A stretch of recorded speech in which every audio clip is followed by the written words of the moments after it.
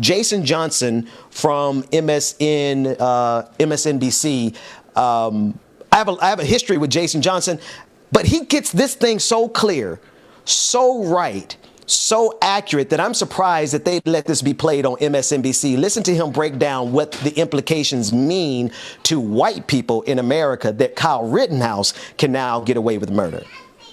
Kyle Rittenhouse killed 2 white men protesting on behalf of Black lives and got away with it. That's the single most important thing to understand about today's ruling. By allowing him to go free and potentially commit other crimes, this jury sent the final and loudest warning to white America about the dangerous rise of white nationalist terror in this country, one I suspect will be ignored by most thought leaders, politicians, and the press.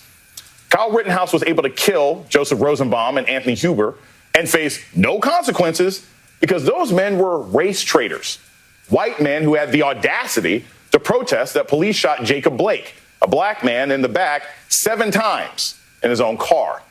They stood against the core conceit of white supremacy that straight white men have dominion over everything, especially black bodies.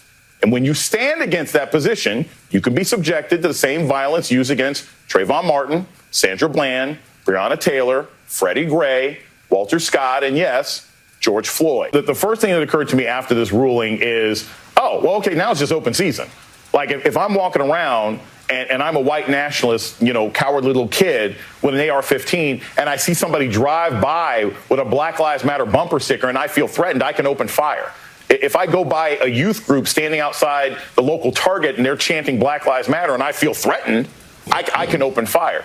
Paul, is the ruling today really a precedent, or is this the kind of thing that was always going to end up happening and we shouldn't see this as a real watershed moment? Now, James, I don't watch a lot of MSNBC, but doggone it, I was surprised to see them let that truth be spoken so clearly, because the threat is clear. It has been clear to black people for a long time.